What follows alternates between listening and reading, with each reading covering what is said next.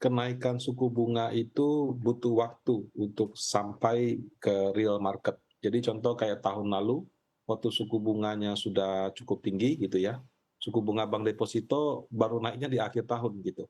Sekarang saja, mau cari deposito dengan bunga di atas 4,5% masih cukup sulit gitu, walaupun bunga BI rate-nya sudah 5 gitu ya. Nah, jadi, memang butuh waktu untuk translate ke, sektor real. Tapi, sudah menyesuaikan, terutama dari bank yang, modal inti 3 dan 2, saya lihat memang sudah menyesuaikan. Nah, kalau yang terdampak secara negatif, menurut saya suku bunga satu hal, tapi mungkin juga dari sisi, struktur perusahaan itu sendiri. Jadi kalau konstruksi di Indonesia yang didominasi oleh BUMN, memang mereka memiliki struktur hutang yang sangat besar, yang sangat tinggi. Nah, dan di kondisi seperti sekarang akan menyulitkan bagi mereka untuk mendapatkan pendanaan baru. Ya, jadi, karena struktur hutang yang terlalu besar itu berdampak negatif terhadap, sektor tersebut. Kalau perbankan sebenarnya secara teori kan kalau suku bunga naik juga merugikan. Tapi perbankan di Indonesia terutama bank yang modal inti 4 yang di atas 70 triliun, mereka memiliki, porsi kas murah, ya, jadi kasa yang sangat besar.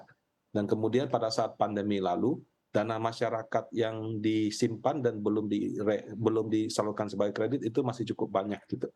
Nah, dalam kondisi seperti ini malah menguntungkan. Jadi, perbankan diuntungkan dari, kondisi, LDR yang masih relatif rendah.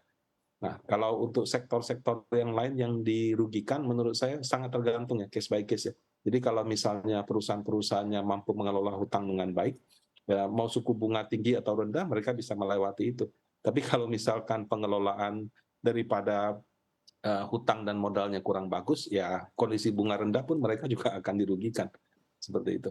Baik, artinya di era suku bunga tinggi ini untuk sektor-sektor yang artinya terdampak rugi begitu ya, mungkin dilihat lagi dari bagaimana kinerja perusahaan itu sendiri ya, kalau menurut kacamata Anda, Pak Rudi. Pak Rudi, tapi saya ingin juga membahas mengenai bahwa kalau kita lihat begitu ya, ini kan The Fed mengisyaratkan bahwa suku bunga ini akan terus hawkish begitu ya, akan terus naik begitu. Sementara kan Bank Indonesia menahan suku bunganya untuk tidak naik dulu di pertemuan kemarin begitu. Nah, sebetulnya seberapa kuat hal ini membuat investor untuk bisa bertahan atau malah justru bukannya malah ada kemungkinan kabur begitu, Pak Rudi?